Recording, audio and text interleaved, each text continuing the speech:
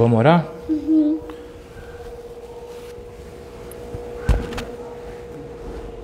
Tem que orar comigo, tá? Graça e paz da parte do nosso Senhor Jesus. Amém. Louvado seja Deus por mais uma oportunidade de nos reunirmos como igreja, por mais uma oportunidade de agradecermos o nosso Deus, por mais uma oportunidade de bendizermos e exaltarmos o nome do nosso Senhor. Amém? Vamos nos colocar em pé, vamos orar. Soberano Deus e amado Pai, Deus bendito e eterno, em nome de Jesus, nos reunimos aqui, Senhor, como teu povo, como tua igreja, como teu corpo na terra. Senhor, estamos aqui reunidos não porque somos obrigados ou porque fomos forçados. Estamos aqui, Senhor, porque te amamos. Estamos aqui, Senhor querido, porque reconhecemos que só o Senhor é Deus e que não há outro além de ti. Pai, eu te agradeço pelo teto que o Senhor nos abriga. Peço a Deus pela comida que o Senhor coloca nas nossas mesas.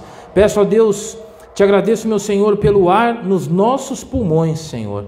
Enquanto muitos neste momento estão entubados, sem conseguir respirar, o Senhor nos permite estarmos aqui, de pé diante de ti, respirando, ó Deus, te louvando, te agradecendo e te bendizendo. Muito obrigado.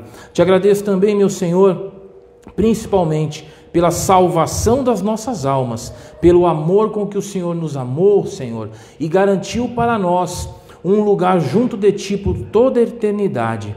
Obrigado, Senhor, pela nossa saúde, pela saúde dos nossos cônjuges, pela saúde dos nossos filhos, pela saúde dos nossos irmãos e dos nossos amigos. Pai querido, que tudo que aconteça aqui hoje seja segundo a tua vontade, conforme o teu propósito. Nós queremos, ó Deus, aquilo que vem de ti. Queremos, ó Deus, aquilo que o Senhor preparou para nós. Pai, que nada de vontade humana, doutrina humana, vaidade tenha espaço neste lugar, Senhor, mas que tudo seja feito conforme o teu Espírito direcionar. Senhor, que os nossos corações e os nossos ouvidos estejam abertos e atentos à tua palavra, aos teus ensinamentos, tudo, Senhor, para a tua glória e teu louvor. Eu peço ainda, ó Deus, que o Senhor sonde cada coração daqueles que estão aqui presentes e daqueles que nos acompanham pela internet, para que seja repreendida toda tristeza, toda mágoa, toda ira, toda preocupação, toda angústia, toda raiva, toda dúvida, todo medo, tudo aquilo. Pode se preparar para louvar, Ricardo? Louvado seja Deus por mais um dia, por mais uma oportunidade de estarmos na presença do nosso Senhor. Eu saúdo com a paz do Senhor a nossa querida irmã Marli Mendes, que nos assiste pela internet, também a nossa irmã Maria França, que nos acompanha pela internet. Ambas estão distantes de nós fisicamente, mas unidas conosco em Cristo Jesus. Amém? Que os corações de vocês se encham com a paz e com a presença do Senhor nosso Deus. Nós vamos louvar ao Senhor agora e em seguida então nós daremos início à primeira parte do nosso culto, que é o estudo. Amém? Louvado seja Deus.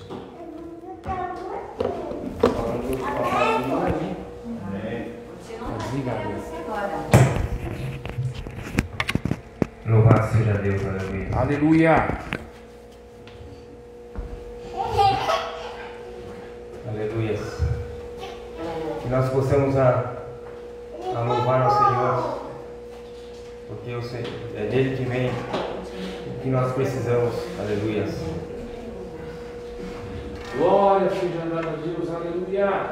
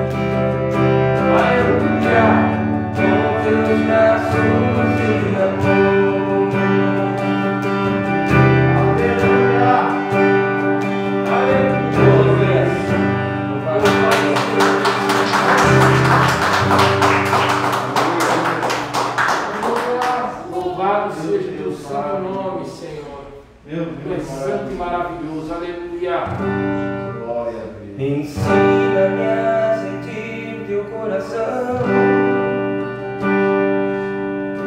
Jesus, quero ouvir teu respirar, tirar teu fôlego da minha fé e te adorar.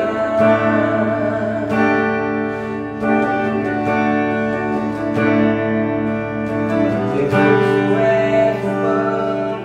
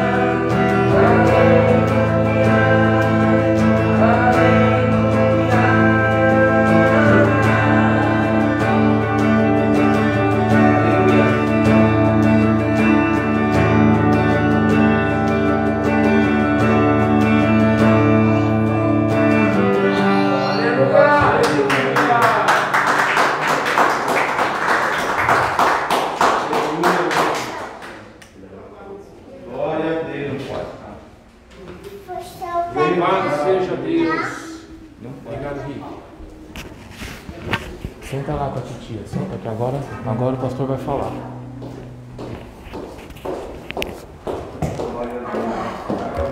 Tem senhor que é da igreja também. Ele disse que quer falar com o pastor 5 minutos. Não, só no final do culto. Louvado seja Deus.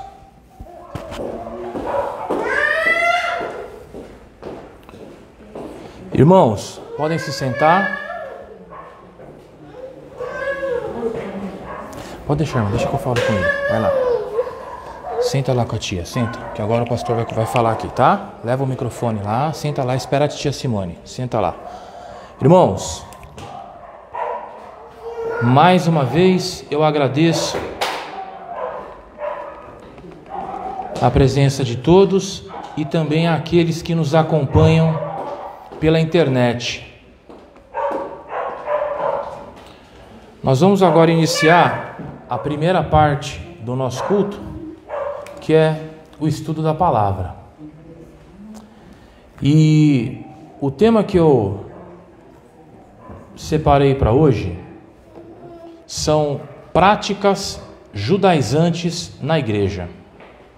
O que é isso? Talvez vocês não tenham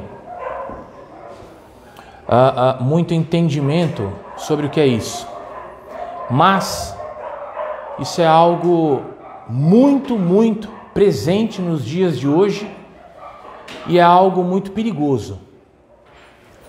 O que são práticas judaizantes? Práticas judaizantes é tudo que remete à cultura e à tradição judaica.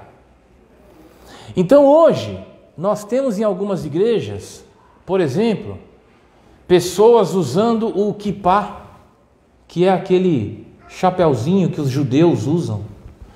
Nós temos pessoas usando o talit, que é aquele chale que os judeus usam para fazer oração.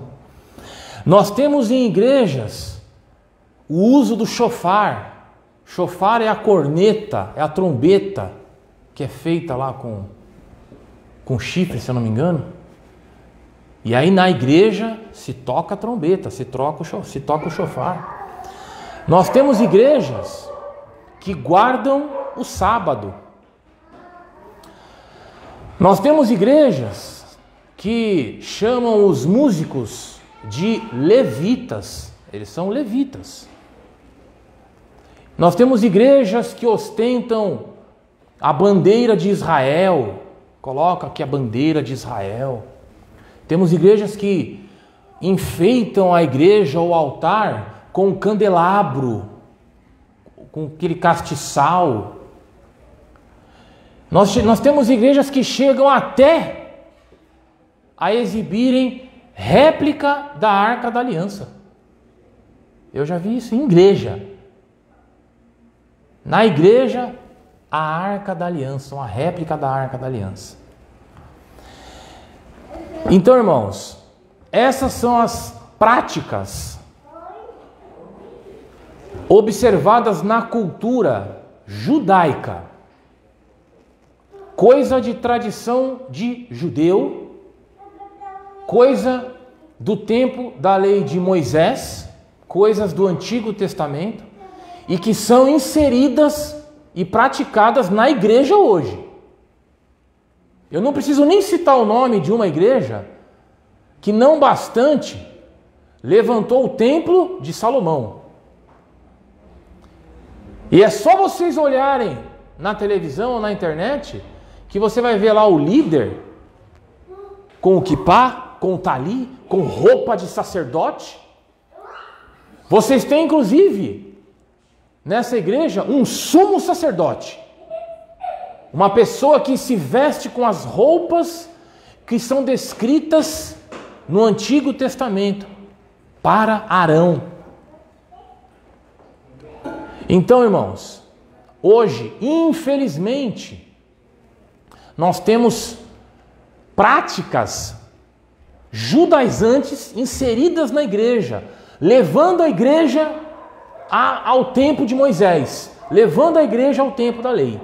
Então vamos analisar à luz da palavra se isso é correto ou não correto, se isso deve ser praticado ou não praticado. É correto manter na igreja, hoje, hábitos e práticas da cultura judaica, da tradição judaica? Não, de jeito nenhum. E essa prática deve ser combatida. Combatida. Atos capítulo 15, verso 1. Alguns homens desceram da Judéia para Antioquia e passaram a ensinar aos irmãos o seguinte: se vocês não forem circuncidados conforme o costume ensinado por Moisés, não poderão ser salvos. Olha o que acontecia naquela época. Alguns homens passaram a ensinar os irmãos, ou seja, nós estamos falando de pessoas que já serviam a Cristo, pessoas que já haviam aceitado Jesus. Por isso eles são chamados de irmãos. Aí surgem umas pessoas e dizem para essas pessoas, para os irmãos, que é necessário que eles se voltem para a lei de Moisés, para a tradição judaica. Caso contrário, eles não seriam salvos. E aí vamos ver o que aconteceu. Isso levou Paulo e Barnabé a uma grande contenda e discussão com eles. Assim, Paulo e Barnabé foram designados, juntamente com outros, para irem a Jerusalém tratar dessa questão com os apóstolos e com os presbíteros. A igreja os enviou e, ao passarem pela Fenícia e por Samaria, contaram como os gentios tinham se convertido. Essas notícias alegravam muito a todos os irmãos. Chegando a Jerusalém, foram bem recebidos pela igreja, pelos apóstolos e pelos presbíteros, a quem relataram tudo o que Deus tinha feito por meio deles. Então se levantaram alguns do partido religioso dos fariseus que haviam crido e disseram: é necessário circuncidá-los e exigir deles que obedeçam à lei de Moisés. Os apóstolos e os presbíteros se reuniram para considerar essa questão. Então olha só, Paulo e Barnabé tomaram conhecimento de que haviam judeus, cristãos, que estavam tentando fazer que outros cristãos obedecessem os costumes e mandamentos da lei de Moisés. Esses homens queriam que os cristãos, já crentes, já salvos, mantivessem vivos a cultura e a tradição judaica. E aí Paulo e Barnabé, indignados então, foram se encontrar com os líderes da igreja, Tiago, Pedro, João e outros presbíteros. Depois de muita discussão, Pedro se levantou e dirigiu-se a ele, dizendo: irmãos, vocês sabem que há muito tempo Deus me escolheu dentre vocês para que os gentios ouvissem dos meus lábios a mensagem do Evangelho e crescem. Deus, que conhece os corações, demonstrou que os aceitou, dando-lhes o Espírito Santo, como antes não tinha concedido. Ele não fez distinção alguma entre nós e eles, visto que purificou os seus corações pela fé. Então, por que agora vocês estão querendo tentar a Deus, impondo sobre os discípulos um jugo que nem nós e nem os nossos antepassados conseguimos suportar? De modo nenhum. Cremos que somos salvos pela graça de nosso Senhor Jesus, assim como eles também. Amém? Então, naquela contenda, Pedro se levantou e entendeu a posição de Paulo. Pedro disse: escuta, Deus já me levantou para falar do Evangelho para os gentios. Deus já salvou, Deus já purificou, Deus já os recebeu como filhos. Por que agora, depois de tudo isso, vocês estão querendo colocar nas costas deles um jugo que nem nós e nem os nossos antepassados foram capazes de suportar? Então se levantou ali uma grande discussão e uma grande contenda. E qual foi a conclusão então que se chegou nesse momento, que ficou conhecido como o Concílio de Jerusalém? Atos capítulo 15, a partir do verso 22. Então os apóstolos e presbíteros, com toda a igreja, decidiram escolher alguns dentre eles e enviá-los a Antioquia com Paulo e Barnabé. Escolheram Judas, chamado Barsabás, e Silas, 2 líderes entre os irmãos. Com eles enviaram a seguinte carta: os irmãos apóstolos e presbíteros, aos cristãos gentios que estão em Antioquia, na Síria e na Cilícia, saudações. Aí aqui começa a carta que os apóstolos escreveram para a igreja para sanar essa situação. Escuta, tem gente aí, né? Nós estamos sabendo que tem gente que estão ensinando vocês a manterem vivas as tradições e práticas judaicas, tradições e práticas da lei de Moisés. Então, nós estamos aqui escrevendo a vocês. Preste atenção na carta que foi escrita. Soubemos que alguns saíram do nosso meio sem a nossa autorização e os perturbam, transtornando suas mentes com o que dizem. Assim, concordamos todos em escolher alguns homens e enviá-los a vocês, com nossos amados irmãos Paulo e Barnabé, homens que têm arriscado a vida pelo nome do nosso Senhor Jesus Cristo. Portanto, estamos enviando Judas e Silas para confirmarem verbalmente o que estamos escrevendo. Pareceu bem ao Espírito Santo e a nós não impor a vocês nada além das seguintes exigências: abster-se de comida sacrificada aos ídolos, abster-se do sangue, abster-se da carne de animais estrangulados e abster-se da imoralidade sexual. Vocês farão bem se evitarem essas coisas. Pronto. Essa foi a resposta que os apóstolos enviaram para as igrejas. Os apóstolos reuniram Paulo, Silas e mais algumas testemunhas para confirmarem a autenticidade daquela carta, para espalharem o conteúdo daquela carta e para libertar a igreja de práticas e tradições judaicas. Para libertar. Amém? Há alguma instrução ou ordem dada à igreja em relação a isso? Em relação a práticas judaicas? Sim. Além do Concílio de Jerusalém, que foi o que eu acabei de ler,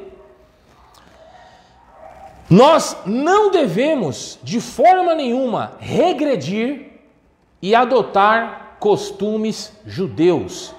1 Coríntios, capítulo 7, do verso 18 ao 20, diz o seguinte: foi alguém chamado sendo já circunciso? Não desfaça sua circuncisão. Foi alguém chamado sendo incircunciso? Não se circuncide. A circuncisão não significa nada, e a incircuncisão também não significa nada. O que importa é obedecer aos mandamentos de Deus. Cada um deve permanecer na condição em que foi chamado. Então, Deus te chamou sendo judeu, permaneça sendo judeu. Ok. Agora nós somos gentios. Nós não somos judeus. Deus nos chamou sendo gentios, então permaneçam como gentios. Cada um deve permanecer na condição em que foi chamado por Deus. Amém, irmãos? Não devemos, então, de forma alguma, nos voltarmos para práticas judaicas, para tradições judaicas, para a lei de Moisés. Não devemos de forma nenhuma guardar sábado, usar quipá, usar tali, tocar chofar, fazer nada disso dentro da igreja. Amém? Agora, a parte mais séria da história. Por quê? Porque nós não devemos aceitar práticas judaicas na igreja. Por quê? Eu listei 4 razões que eu vejo como sendo as principais, as mais importantes, além de tudo que já foi dito. Primeiro, qualquer traço de tradição judaica na igreja significa desprezar a obra de Jesus. Olha como isso é sério. Olha como isso é sério. Gálatas capítulo 5, do verso 1 ao 6. Foi para a liberdade que Cristo nos libertou. Portanto, permaneçam firmes e não se deixem submeter novamente a jugo de escravidão. Ouçam bem o que eu, Paulo, lhes digo. Caso se deixem circuncidar, Cristo então de nada lhe serviu. De novo, eu declaro a todo homem que se deixa circuncidar, que este está obrigado a cumprir toda a lei. Vocês que procuram ser justificados pela lei, separam-se de Cristo, caíram da graça. Pois é mediante o Espírito que nós aguardamos pela fé a justiça que é a nossa esperança. Porque em Cristo Jesus nem circuncisão, nem incircuncisão tem efeito algum, mas apenas a fé que atua pelo amor. Amém?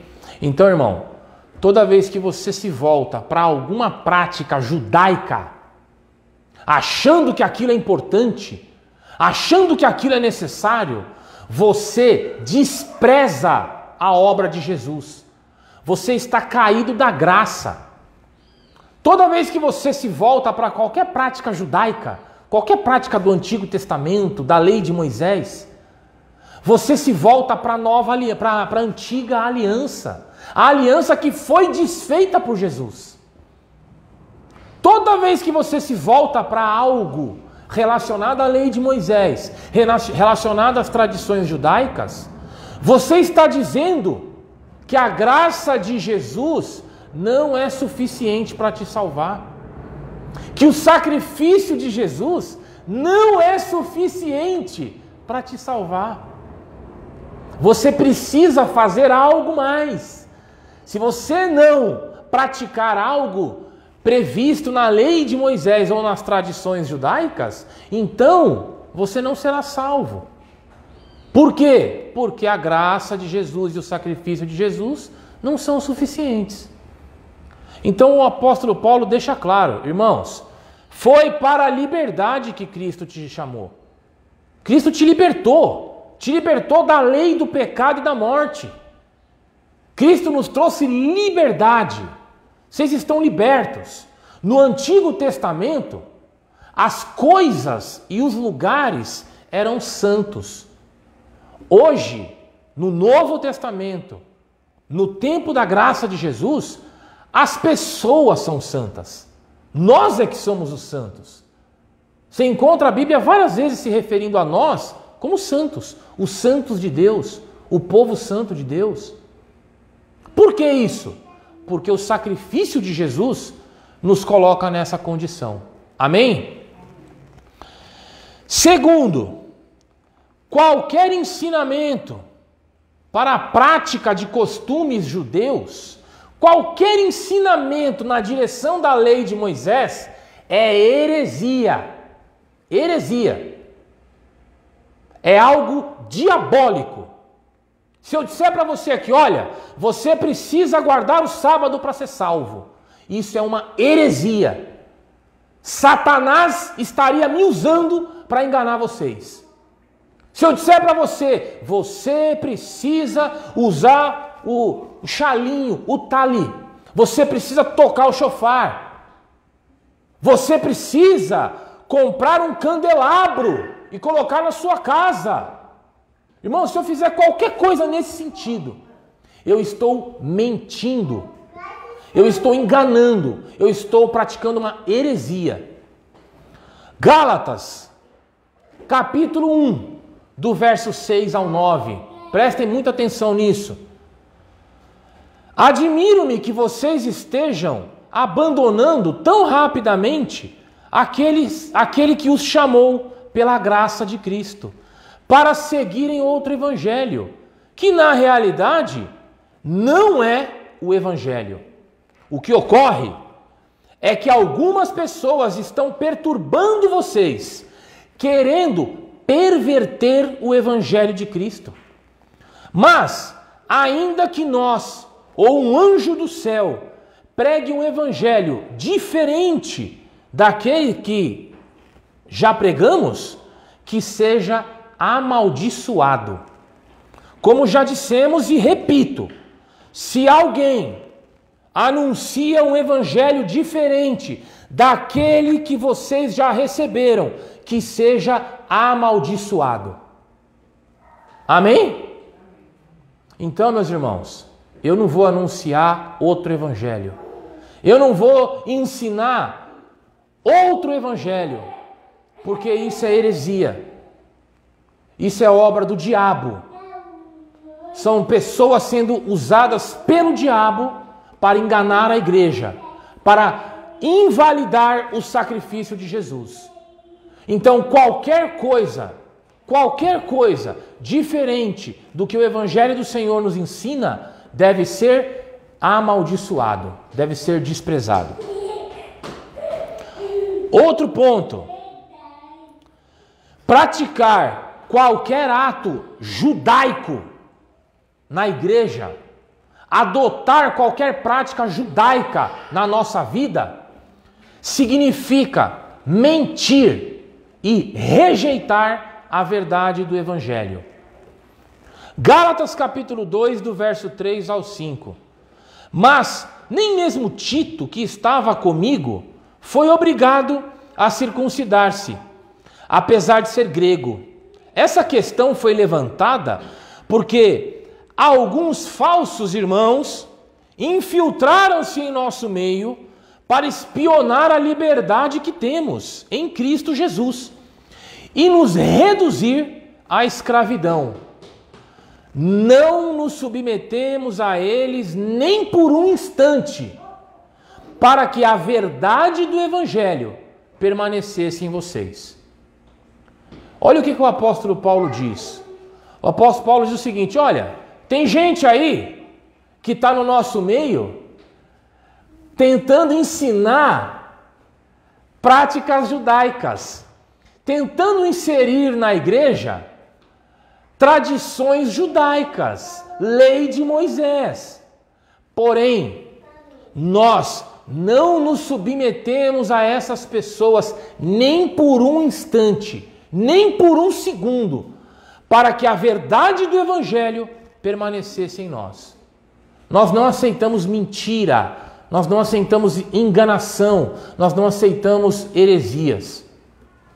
Gálatas capítulo 2, do verso 11 ao 16, diz o seguinte: quando, porém, Pedro veio a Antioquia, enfrentei-o face a face por sua atitude condenável, pois antes de chegarem alguns da parte de Tiago, ele comia com os gentios.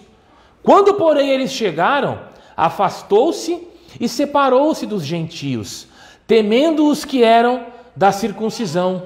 Os demais judeus também se uniram a ele nessa hipocrisia, de modo que até Barnabé se deixou levar. Quando vi que não estavam andando de acordo com a verdade do Evangelho, repreendi a Pedro diante de todos e disse: você é judeu, mas vive como gentio. Portanto, como pode obrigar os gentios a viverem como judeus?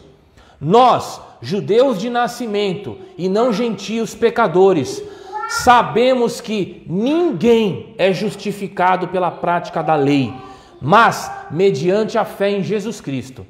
Assim, nós também cremos em Cristo Jesus, para sermos justificados pela fé e não pela prática da lei, porque pela prática da lei ninguém será justificado. Olha só, Pedro estava junto com Paulo e em uma igreja fora de Jerusalém, fora do círculo judaico. E aí Pedro estava lá, todo tranquilão, sem praticar nada do que a tradição judaica exige. Só que aí mais para frente, chegou quem? Chegou Tiago. Tiago era o líder da igreja em Jerusalém. Tiago era um dos apóstolos mais importantes, mais respeitado, judeu do pé à cabeça. E quando Tiago chegou em Antioquia, ali para se reunir com Paulo e com Pedro, Pedro fez o quê? Mudou o comportamento. Pedro, que até então se sentava com os gentios e comia com os gentios e vivia tranquilamente, depois que chegou Tiago, Pedro imediatamente se volta então para as tradições judaicas, para a lei de Moisés, como se ele fosse o judeu mais obediente de todos. E aí Paulo vai lá e dá uma dura nele, na frente de todo mundo. Paulo vai lá e fala assim: rapaz, você é judeu e estava vivendo como gentio. Mas agora você quer obrigar os gentios a viverem como judeus? Só porque os doutores da lei chegaram? Só porque Tiago está aqui? Paulo deu uma bronca nele e falou: nós sabemos que pela observação da lei ninguém vai ser justificado. O que nos justifica é a fé em Jesus Cristo e mais nada. Amém? E a quarta razão pela qual nós devemos rejeitar e combater qualquer prática judaica na igreja. Praticar qualquer ato judaico significa voltar a ser o que éramos antes de aceitarmos Jesus. Você já pensou nisso, irmão? Você já pensou que Jesus te salvou? Você aceitou Jesus como teu Senhor e Salvador. E aí, de repente, você se volta a ser o que era antes disso acontecer. Gálatas capítulo 4, do verso 8 ao 11. Antes, quando vocês não conheciam a Deus, eram escravos daqueles que, por natureza, não são deuses. Mas, agora, conhecendo a Deus, ou melhor, sendo por Ele conhecidos, como é que vocês estão voltando àqueles mesmos princípios elementares, fracos e sem poder? Querem ser escravizados outra vez? Vocês estão guardando dias especiais, meses, ocasiões específicas e anos. Temo que os meus esforços por vocês tenham sido inúteis. Irmãos, olha que ponto chegou a decepção de Paulo.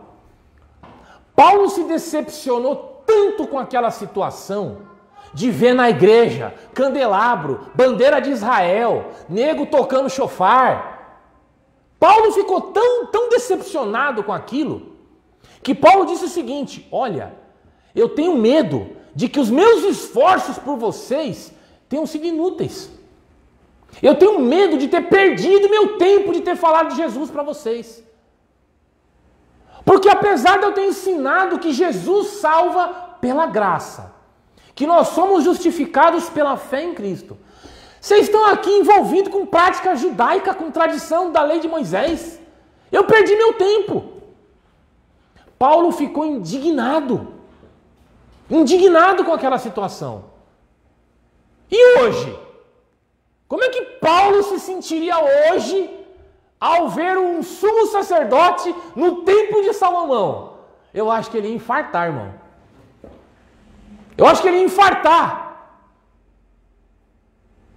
sabendo que uma igreja que se diz cristã colocou um sumo sacerdote para ocupar o lugar que é de Jesus. Porque a Bíblia ensina que nós temos um sumo sacerdote, sim, santo e inculpável. Cadê ele? Ele está no céu, à direita de Deus. Ele não está na terra, dentro de um templozinho qualquer. Eu fico imaginando o que Paulo ia pensar nos dias de hoje. De ver a igreja do Senhor, o corpo de Cristo, justificado pela fé, se voltando para práticas judaicas, guardando o sábado. Amém? Irmãos, e para finalizarmos, o que vai acontecer com essas pessoas?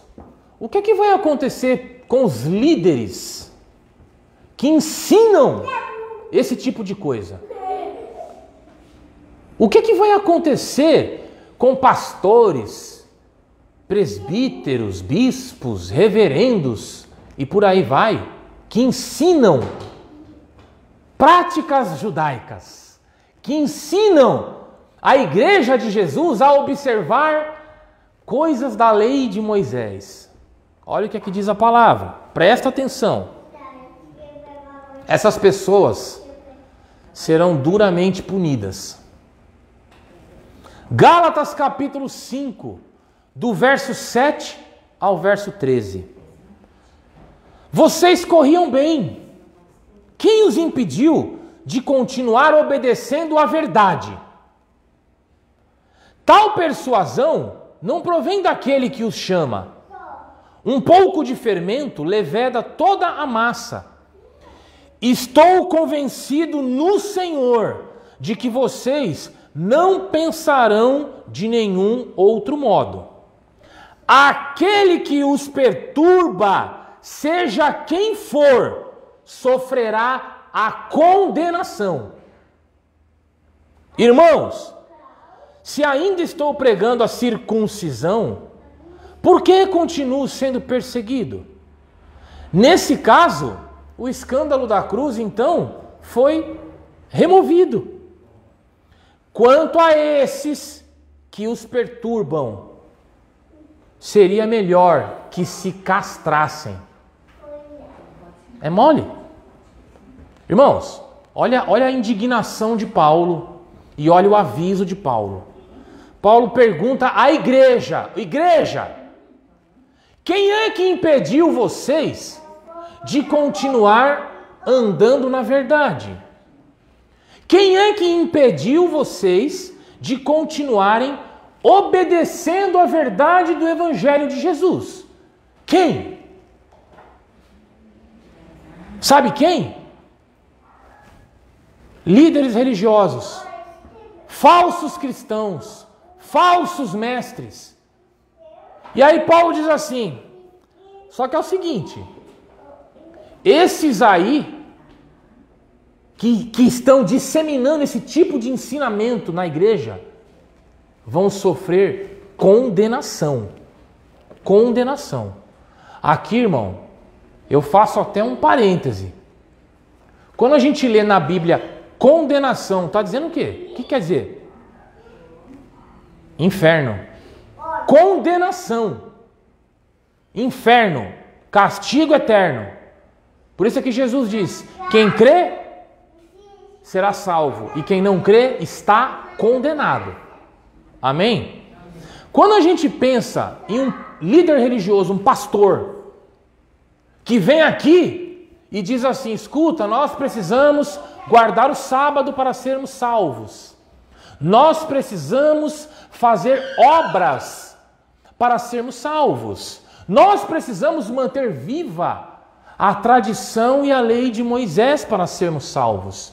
Um pastor, um líder que faz isso, eu pergunto, ele realmente crê em Jesus Cristo? Uma pessoa que ensina isso, essa mentira, algum dia na vida dele, creu em Jesus Cristo?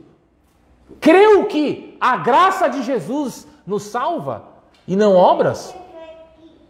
Uma pessoa que ensina esse tipo de coisa algum dia na vida dele, creu que o sacrifício de Jesus é suficiente para nos salvar? Com certeza não. E é por isso que o apóstolo Paulo diz: esses sofrerão condenação. Esses serão condenados. Sabe por quê? Porque apesar de falar de Jesus, nunca foram crentes. Apesar de falarem de Jesus, nunca creram que a graça de Deus basta para a nossa salvação. Amém? Então, fica aqui o alerta para todos esses pastores, para todos esses líderes, para todos esses falsos mestres que ensinam práticas judaicas. Meu amigo, se arrependa enquanto é tempo. Se arrependa enquanto é tempo e se volte para a verdade. Peça perdão a Deus pela heresia que vocês praticam, enquanto há tempo. E se voltem para a verdade, enquanto há tempo. Amém? Então, irmãos, prática judaica, lei de Moisés, isso deve ser totalmente rejeitado nas igrejas. A igreja é o corpo de Cristo na terra. Nós vivemos a nova aliança, a aliança selada com o sangue de Jesus. Nós não dependemos de lei de Moisés. Nós não dependemos de tradição judaica. Nós não somos judeus. Nós não temos nada a ver com judeu. Nós não temos nada a ver com a lei de Moisés. Nosso negócio é com o Senhor, através da nossa fé que nos justifica. Amém? Louvado seja Deus. Glória seja dada ao teu santo nome, Senhor. Tem pedido de oração aí hoje?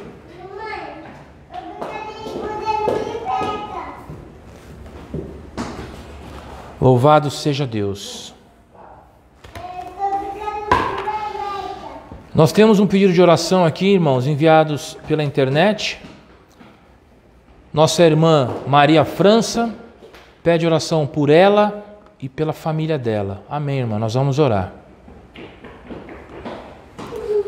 Nós vamos orar também pela Helena Lima, pela vida dela, pela salvação dela.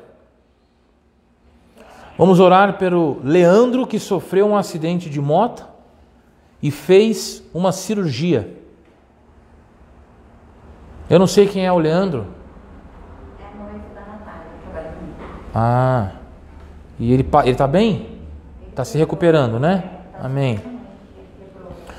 Vamos orar pelo Lucas e pelo Bruno, dois jovens que estão sofrendo de depressão, dois jovens que ainda não conhecem Jesus e que estão deprimidos.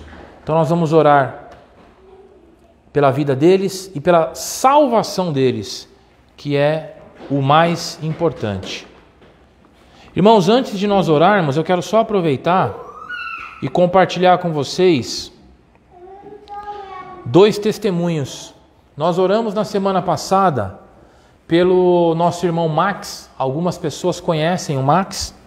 O Max, ele pegou Covid e ele chegou, como diz no popular, a ver a luz, né? Max ficou muito mal, foi hospitalizado, foi entubado, mas para honra e glória do Senhor, o Max se recuperou bem e continua se recuperando e está fora de perigo. Louvado seja Deus por isso. Agradeço a Deus por essa cura, por essa intervenção. Nós também oramos pela Maria Jaqueline, que é a irmã da Alexandra Lima, a Josilda, o marido da Maria Jaqueline, a sogra da Maria Jaqueline. Todos eles pegaram Covid. Todos. Se eu não me engano, a semana passada ou retrasada. E desde então nós começamos a orar e para a honra e glória do Senhor estão todos bem. Em nenhum deles a doença avançou a ponto de chegar aí aos extremos de serem internados e o que a gente tem visto. Para a honra e glória do Senhor, todas essas vidas foram poupadas, todas essas vidas foram curadas. Amém? Louvado seja Deus. É por isso que vale a pena, irmão, continuar orando. É por isso que vale a pena continuar insistindo. Amém? Então nós vamos orar por essas pessoas e nós vamos orar também por todas as vidas que têm nos acionado durante a semana através da nossa live, pedindo algo da parte de Deus. E nós temos uma triste notícia de uma moça que faleceu hoje. Edilene, né? Como é o nome da mãe dela mesmo? Sônia. Sônia, exatamente. Eu conheci a Sônia há muitos anos atrás, no tempo da igreja lá na rua Antônio de Maris. Eu me lembro dela. E infelizmente a filha dela faleceu hoje. Isso é algo terrível, irmão. Isso é algo terrível. Porque perder um filho inimaginável que não existe palavra para descrevê-la. Quando alguém que é casado perde o marido ou a esposa, essa pessoa é chamada de viúva, de viúvo. Quando um filho perde um pai ou uma mãe, ele é chamado de órfão. Agora, quando um pai ou uma mãe perde um filho, não existe palavra. Não existe palavra. Amém? Então nós vamos orar pela Sônia e pela família que chora e lamenta a perda da Edilene. Amém? Então aí onde você está, você curve a sua cabeça e ore comigo. Senhor, nosso Deus e nosso Pai, em nome de Jesus, Senhor, nós te invocamos e colocamos diante de ti o nosso clamor, as nossas petições. Senhor, eu te apresento neste momento a vida da Helena Lima. Ela não te conhece, mas o Senhor a conhece e o Senhor a ama. Por isso, ó Deus, eu peço que o Senhor a alcance, peço que o Senhor toque nesta vida e peço que o Senhor haja com misericórdia para que ela tome posse da salvação dela, Senhor. Eu peço a Deus que o Senhor use alguém, use uma forma de alcançá-la e de livrá-la das garras do inimigo e fazer com que este coração se entregue e se converta a Ti, para a Tua glória e Teu louvor. Dê a ela, Senhor, sabedoria para criar a filha. Dê a ela, Senhor, a sabedoria necessária para entender que o mundo nada tem a oferecer e que fora de Ti não há vida. Senhor querido, colocamos diante de Ti também o Leandro, que sofreu um acidente. Colocamos diante de Ti, Senhor, esse homem que passou por uma cirurgia e que encontra-se em recuperação.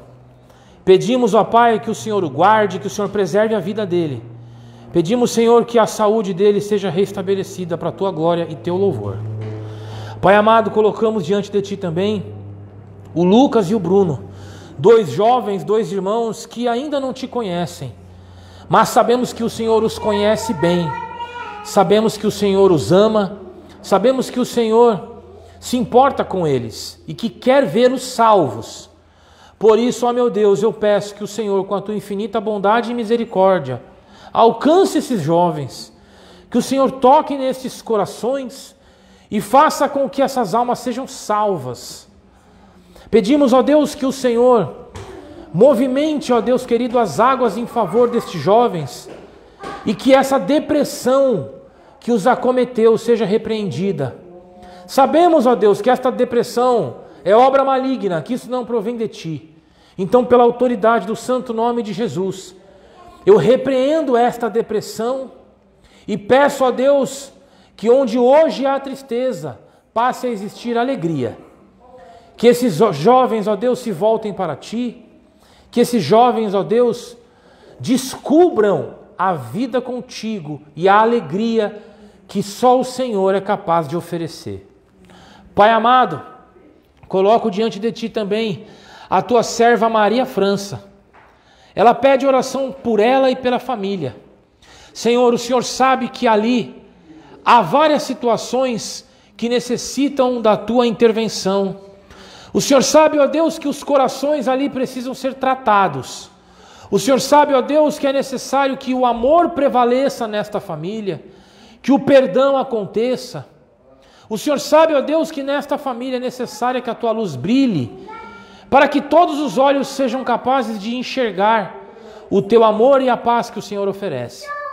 Peço, ó meu Deus, que o Senhor corrija o que estiver errado, que o Senhor derrame sabedoria, que o Senhor derrame graça, e que todos os corações se voltem para ti.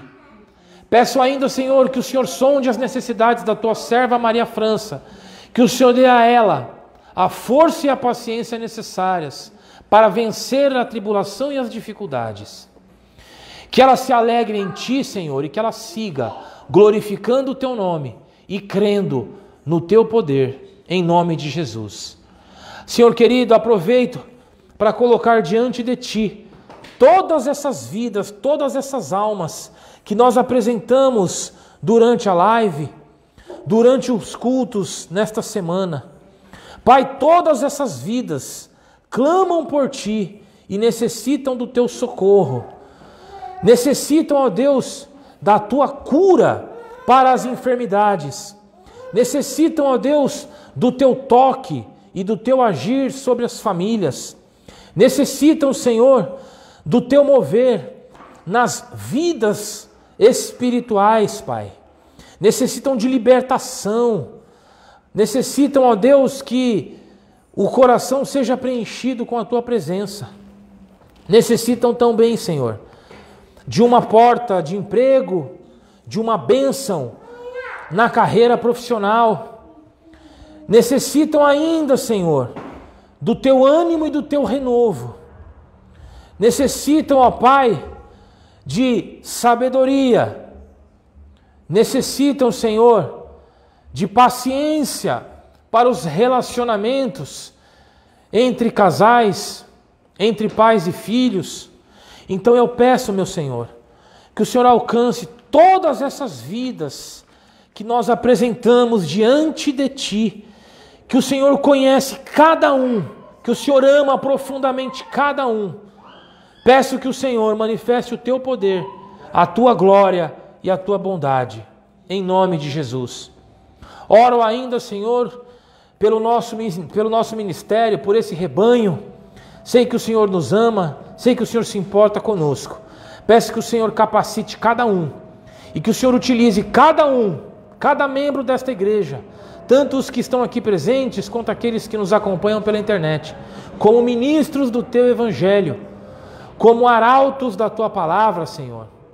Que o Senhor capacite e faça crescer em nós o teu Espírito Santo, com sabedoria, com conhecimento, com entendimento. E acima de tudo, que todos sejam capazes de espalhar o teu amor e a tua graça. Em nome de Jesus. Amém, amém. Louvado seja Deus. Vamos orar ao Senhor, vamos louvar ao Senhor, perdão.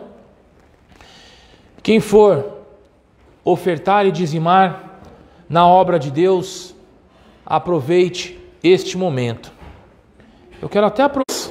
E Caim também fez uma oferta a Deus.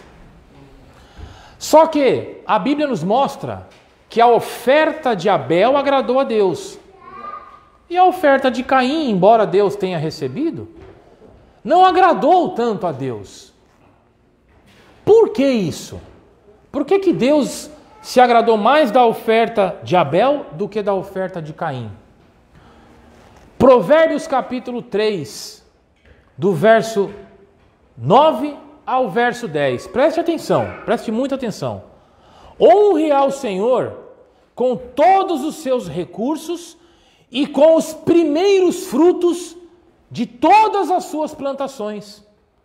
E então os seus celeiros ficarão plenamente cheios e os seus barris transbordarão de vinho. Irmãos, olha só. Por que a oferta de Abel agradou tanto a Deus? Sabe por quê? Porque Abel fez exatamente isso. Abel, movido de gratidão e amor a Deus, ele separou as suas primícias. Ele separou parte daquilo que ele havia produzido para ofertar a Deus. Enquanto Caim não. Caim levou a Deus talvez aquilo que tenha sobrado. Por isso a oferta de Abel foi tão agradável a Deus. E aqui nesta palavra, Provérbios capítulo 3, a Bíblia nos ensina: honre a Deus com os seus recursos. Honre a Deus com os primeiros frutos de todas as suas plantações. E assim o seu celeiro vai ficar cheio e os seus barris vão transbordar. Então é o que eu sempre digo: se você chega no final do mês e tem o teu salário, tem as tuas contas pagas, tem o teu recurso, que o seu coração então seja grato a Deus. E que por gratidão a Deus você dizime na obra dele. E que por gratidão a Deus você oferte na obra dele. Senhor, eu sou grato a ti, porque o Senhor supre as minhas necessidades. Então eu vou separar aqui, 10% daquilo que o Senhor me abençoou e vou ofertar na tua obra. Porque eu quero que a tua obra seja abençoada. Eu quero que as portas permaneçam abertas. Eu quero que haja luz, que haja eletricidade, que haja água. Eu quero que a tua obra tenha condição de socorrer o necessitado. Eu quero que tudo isso seja feito, Senhor. Porque o Senhor é fiel na minha vida. Porque o Senhor supre as minhas necessidades. Porque o Senhor cuida de mim e da minha família. E agindo dessa forma, irmão, seus celeiros ficarão cheios. E os seus barris de vinho vão transbordar. Amém? É por isso que a Bíblia nos ensina que Deus ama quem dá com alegria. Aleluia. Não com obrigação. Ai, que coisa, puxa vida, eu tenho que dar 10% do meu salário. Não, Deus não quer saber disso. Deus quer que você tenha o teu coração grato. E movido de gratidão, você então dizima ou oferta na obra de Deus. Amém? Louvado seja Deus. Aleluia. Glória seja dada ao teu santo nome, Senhor. Aleluia. Louvado seja Deus. Aleluia.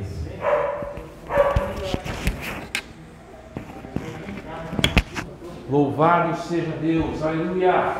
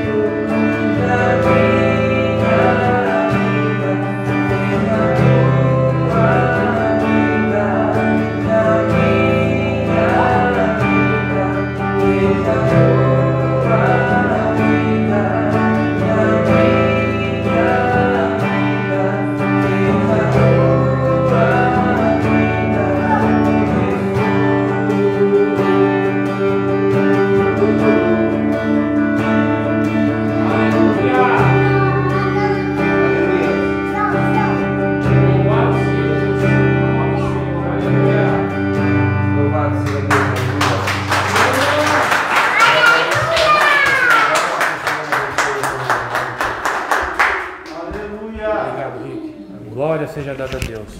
Vai sentar com a tia agora. Vai lá sentar com a tia Simone, vai.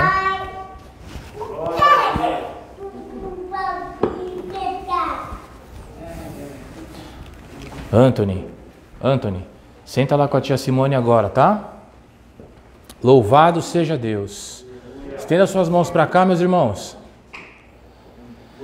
Senhor nosso Deus e nosso Pai, em nome de Jesus, te agradecemos pela tua bondade, pela tua fidelidade na vida do teu povo. Obrigado, ó Deus, por suprir as nossas necessidades. Obrigado, Senhor querido, por não permitir que nada falte e permitir ainda, ó Deus, que a tua igreja tenha condição de estender a mão ao necessitado, de investir na tua obra com o coração grato. Eu peço, ó Deus, que o Senhor, em cumprimento à tua palavra, abençoe grandemente o teu rebanho. Peço a ti, Senhor, que se cumpra a tua palavra e que o Senhor dê muito mais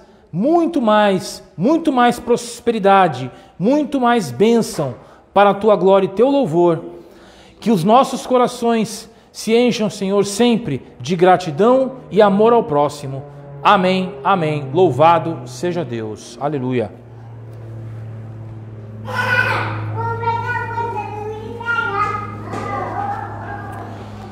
Irmãos, aproveitem que vocês estão em pé e abram as suas Bíblias em Mateus capítulo 11. Mateus, primeiro livro do Novo Testamento, no capítulo 11.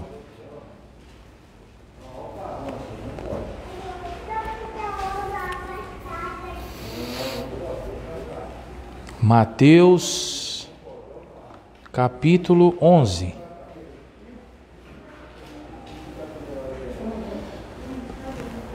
Quero aproveitar enquanto isso, mandar um beijo e um abraço em nome de Jesus para a Thelma Miranda, minha mãe que nos assiste pela internet, para o Juninho Silva Martins, que nos assiste pela internet, para a nossa querida Ângela, esposa do Ricardo.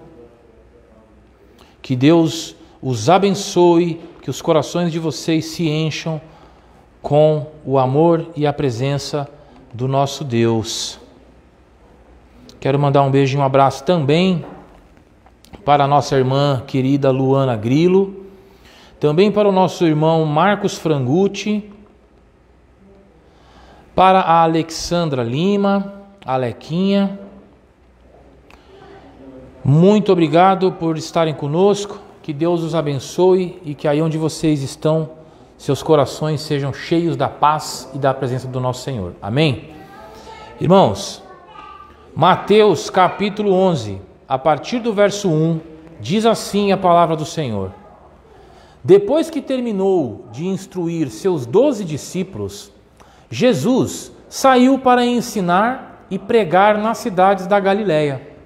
João, ao ouvir na prisão o que Cristo estava fazendo, enviou seus discípulos para lhe perguntarem: És tu aquele que haveria de vir, ou devemos esperar algum outro? Jesus então respondeu: Voltem e anunciem a João o que vocês estão ouvindo e vendo. Os cegos veem, os mancos andam, os leprosos são purificados, os surdos ouvem, os mortos são ressuscitados e as boas novas são pregadas aos pobres. Amém? Podem se sentar. Meu Senhor e meu Deus, em nome de Jesus eu peço que eu não fale por mim mesmo, mas que eu fale movido pelo Teu Santo Espírito que habita em mim, para que a Tua igreja seja edificada e consolada. Amém. Irmãos, esse episódio nos revela o seguinte: João, o Batista, estava preso. E João, de dentro da prisão, enviou alguns dos seus discípulos para irem até Jesus e perguntarem para Jesus assim: escuta, você é mesmo aquele que havia de vir? Ou nós temos que esperar ainda algum outro? João, só para refrescar a memória, foi o mesmo João que batizava as pessoas, que anunciava a chegada do reino de Deus e que olhou para Jesus, quando viu Jesus pela primeira vez, e disse assim: eis aí o Cordeiro que tira o pecado do mundo. É desse aí que eu venho falando até hoje. Esse aí eu não sou digno nem de sequer carregar as sandálias dele. Ué, mas João Batista, que olhou para Jesus,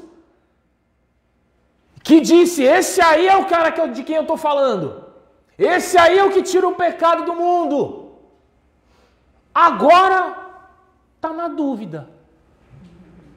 Agora ele falou assim: escuta, vai lá perguntar para Jesus se é ele mesmo o Cristo, se é ele mesmo o Messias, ou se eu estou enganado e se eu devo então esperar outro.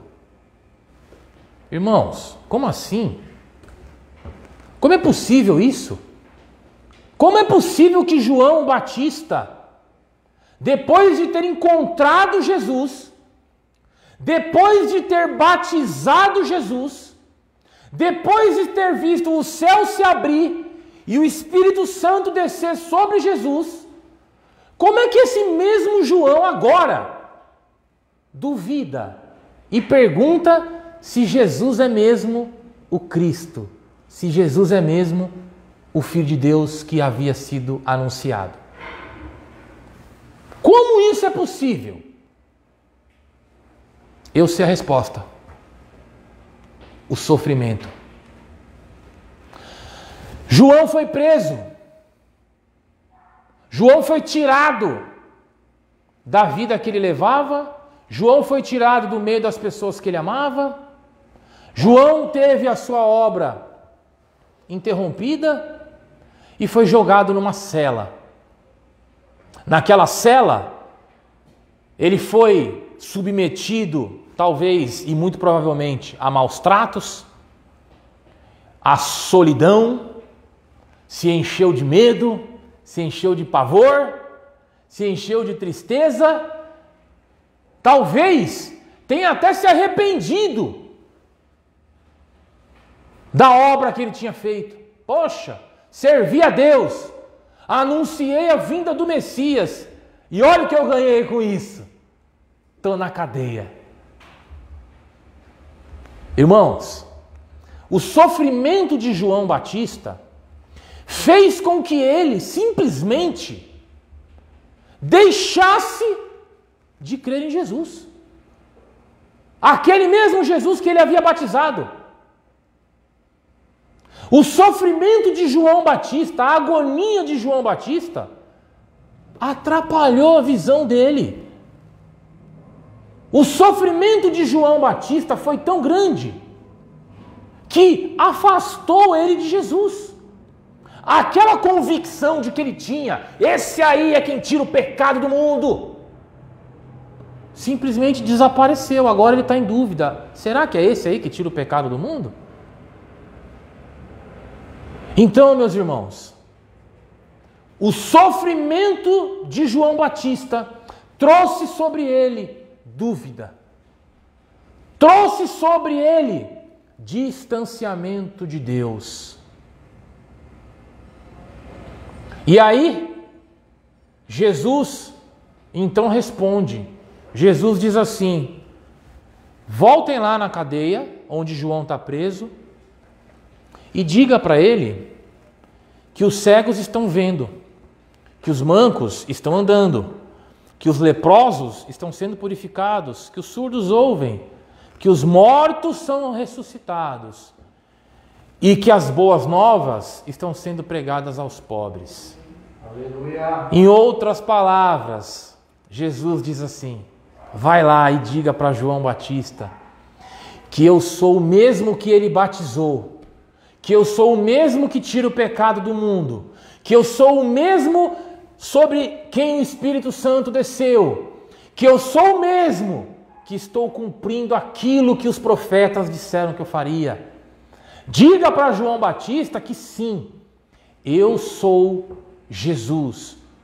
Eu sou Deus feito carne na terra. Eu sou o Salvador. Diga para ele que esse sou eu, apesar de tudo que ele está passando. Diga para ele que apesar do sofrimento, da tristeza, da solidão, dos maus tratos, do medo, diga para ele que apesar de tudo isso que ele sente, eu continuo sendo Deus. Eu continuo sendo Jesus. Eu continuo sendo aquele que tira o pecado do mundo. Irmãos, muitas vezes nós nos colocamos na mesma situação de João Batista. Quanta gente a gente conhece que vem à igreja todo animado. Ah, Deus vai me ajudar. Deus vai fazer. Deus é maravilhoso. Deus é lindo. E aí quando começam a vir os problemas, começam a vir as dificuldades, aí você começa a ver as pessoas, dispersando. Você começa a ver as pessoas distanciando-se de Deus. Ah, será que Deus cura mesmo? Será que Deus faz mesmo? Será que Deus ouve mesmo a minha oração? Será que vale a pena mesmo servir a Deus? Poxa, eu dizimei uma vez, eu dizimei 2 vezes, eu dizimei 3 vezes e eu continuo passando por problemas, meu casamento não vai bem, minha mãe, meu pai está doente, eu estou doente, continuo aí desempregado. Será que Deus faz isso aí mesmo? Sabe o que é isso, irmãos? É você permitindo que a mesma dúvida que João Batista teve entre no teu coração por causa do sofrimento que você enfrenta.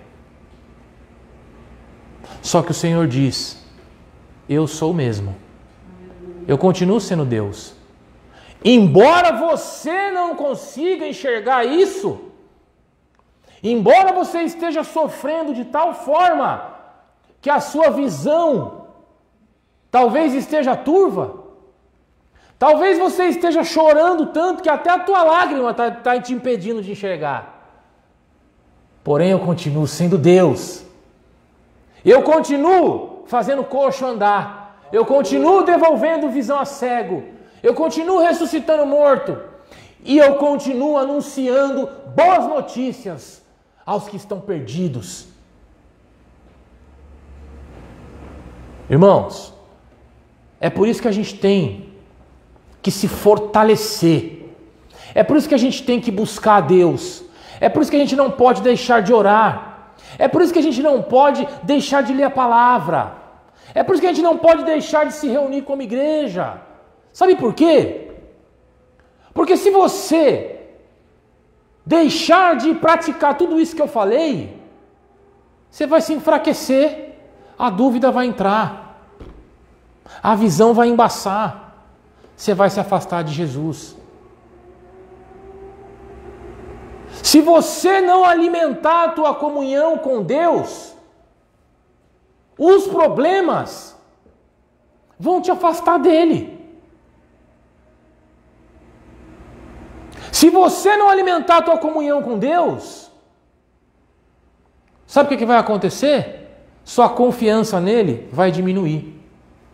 Se você não alimentar a tua comunhão com Deus, a sua esperança vai desaparecer.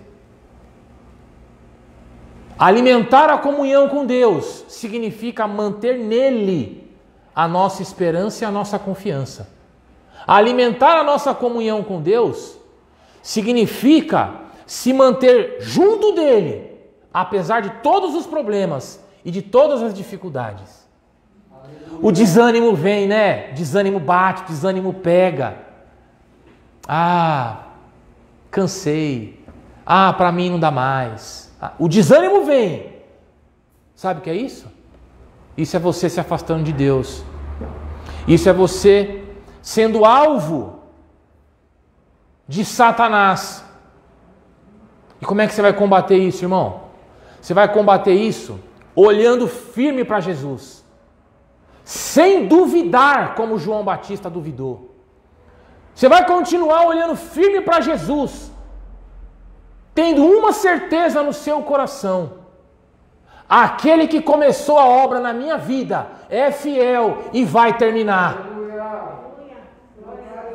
Você tem que olhar para Jesus com essa certeza, sabendo que Deus te chamou não para te largar no meio do caminho, mas Deus te chamou para te sustentar durante todo o caminho. Deus não te chamou para te largar às traças no meio da tribulação. Não. Deus te chamou para segurar na tua mão e caminhar contigo diante de todo e qualquer problema, diante de toda e qualquer tribulação. Sabe por quê, irmãos? Porque Deus termina tudo que Ele começa. Porque Deus não vai parar até que o plano dele esteja completo. Deus não vai parar até que aquilo que Ele tem preparado para você chegue nas tuas mãos. Não vai parar. Agindo Deus, quem pode impedir? Absolutamente ninguém. Então, meus irmãos e minhas irmãs, que vocês não permitam que nenhum tipo de dúvida a respeito de Deus, a respeito do amor que Deus sente por vocês, a respeito da fidelidade e da bondade do Senhor, entre no seu coração. Pode acontecer. Satanás está o tempo todo ali, ó. Qualquer brecha, qualquer oportunidade, você pode ter certeza que o inimigo vai tentar lançar sobre você dúvida, medo, aflição, preocupação, angústia, tristeza. Ele vai aproveitar. Ele vai usar toda e qualquer oportunidade. Mas você tem como se defender disso. Você tem como se defender disso. Quer dizer então que se Satanás lança um dardo, ele vai me atingir? Claro que não. Ele vai me atingir se eu não me defender. E como é que eu me defendo? Eu me defendo com aquilo que Deus nos entregou, o escudo da fé. Se você usar o escudo da sua fé em Deus, você pode estar numa cadeia, numa solidão, num buraco, num escuro, como esteve João Batista. Mas você não vai duvidar de Deus nem por um minuto. Você pode estar num escuro, num buraco, sozinho, acuado, assim como João Batista. Só que se você usar o escudo da fé, você vai cantar, louvar e orar a Deus, assim como fez Paulo e Silas. Amém? Louvado seja Deus. Então, meus irmãos, as tribulações, elas não cessam. As dificuldades, elas não cessam. É impressionante. Se tem uma coisa que nunca acaba, problema. Problema nunca acaba. Você resolve um, dá um tempo, aparece outro. Não é assim? É igual carro. O carro é desse jeito. O carro você vai lá todo feliz, faz a revisão. Daqui a pouco, fura o pneu. Você tem que gastar dinheiro. Aí você conserta o pneu e daqui a pouco o que acontece? Quebra um farol. Alguém sem querer bateu, você tem que trocar. E sempre vai acontecendo alguma coisinha para fazer. Quem tem carro sabe disso. E na nossa vida, tudo é assim. Casamento é assim. Passa um período bom, daqui a pouco briga. Não é assim? Uma relação pai e filho é a mesma coisa. Os filhos são uma bênção, uma maravilha. Mas daqui a pouco você vai ter que... Vai ter um desentendimento. Não tem jeito. Problema nunca acaba. Sempre vão existir. Tribulações sempre vão existir. Agora, o Senhor nos diz, o justo ele vive pela fé e ele não recua. Aleluia. Ele não recua, ele não anda para trás. Quem recua não agrada a Deus. Quem recua age como João Batista, com dúvida. Amém? Que você tenha no seu coração a certeza de que Deus te ama, de que Deus se importa com você, de que Deus ouve as tuas orações, de que Deus vê as tuas lágrimas e de que Deus vai agir. Amém? Louvado seja Deus. Uma salva de palmas para o Senhor. Glória seja dada a Deus.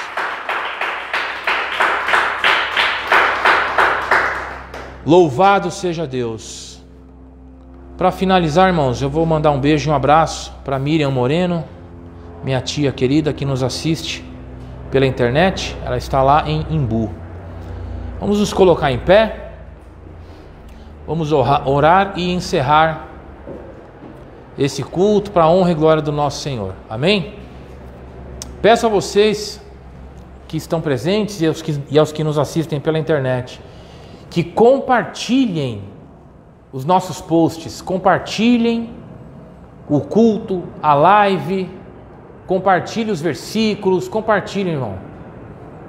Use a sua internet, use o seu tempo, use o seu recurso a serviço da obra de Deus. Eu não canso de dizer isso aqui. E ainda assim, eu vejo pouco esforço por parte das pessoas. Pouco esforço. Se olha na nossa página no Facebook, nós temos lá mais de 1.200 seguidores. Aí você vai ver quantos compartilhamentos acontecem. É muito pouco. É muito pouco. Por isso que Jesus disse, a colheita é grande, mas poucos são os trabalhadores. Ore a Deus e peça ao Pai que envie mais trabalhadores. E eu faço isso diariamente. Então eu peço a Deus que nos ajude, que nos envie cada vez mais trabalhadores. Que nos envie pessoas comprometidas com a obra. Pessoas que amam as almas. Pessoas que amam o Evangelho. Pessoas que querem ver o mundo melhor. Porque é o que eu digo, o que vai tornar o mundo melhor não é você compartilhar meme, não é você compartilhar piadinha e vídeo engraçado. Você pode fazer isso? Pode, claro, não tem nenhum problema. Mas você quer ver o mundo melhor? Então espalhe a palavra de Deus. Você quer ver um mundo melhor? Espalhe o amor de Jesus. É desse jeito, não tem outro jeito. Por isso é que nós somos o sal dessa terra. Por isso que nós somos a luz desse mundo. Está nas nossas mãos essa responsabilidade.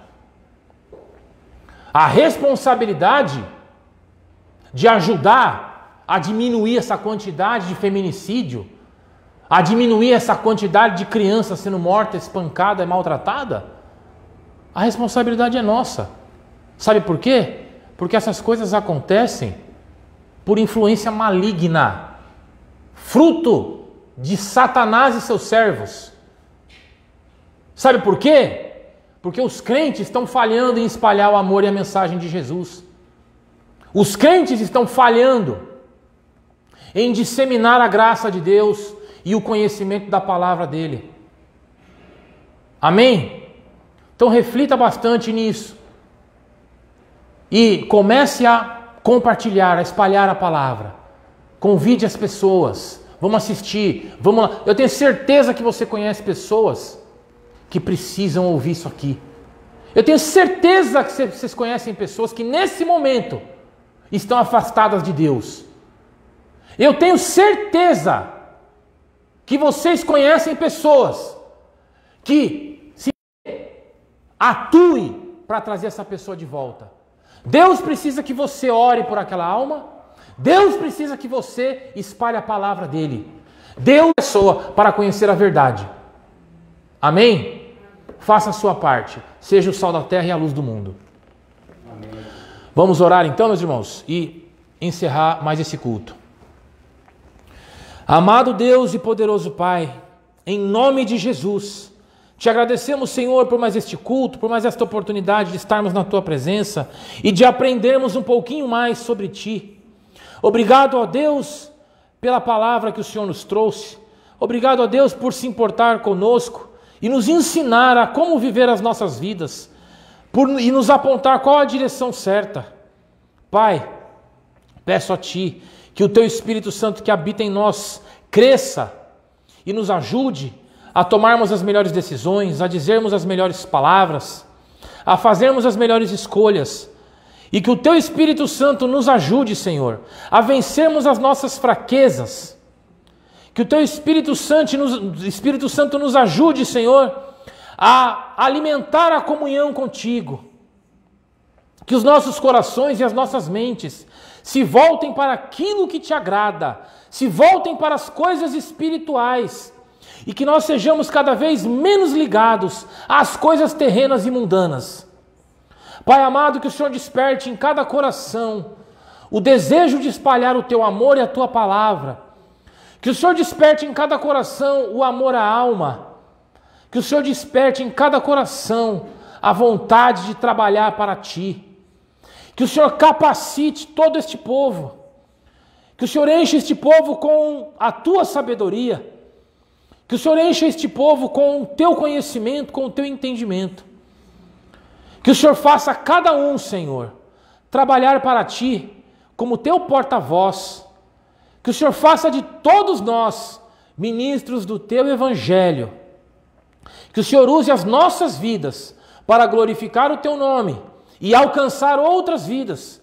Que o Senhor use as nossas vidas para alcançar e transformar outras vidas. Para trazer para junto de Ti almas que precisam ser salvas. Tudo, Senhor, para a Tua glória e Teu louvor. Peço, ó meu Deus, que o Senhor despeça o Teu povo em paz, que o Senhor nos dê uma semana abençoada, produtiva, próspera, que o nosso coração se encha de fé, de esperança, que a nossa mente se encha com pensamentos de alegria, que as nossas mentes estejam voltadas para as coisas do alto, em cumprimento à Tua palavra. Peço a Deus que o Senhor abençoe grandemente cada lar aqui representado, tanto os aqui presentes, quanto aqueles que nos assistem pela internet, para que a Tua luz brilhe sobre nós o tempo todo, para que a Tua presença seja sentida no nosso meio o tempo todo. Deus querido, que o Teu grande amor, que a graça do nosso Senhor e Salvador Jesus Cristo, e as eternas consolações do Espírito Santo sejam com todos nós, hoje e sempre.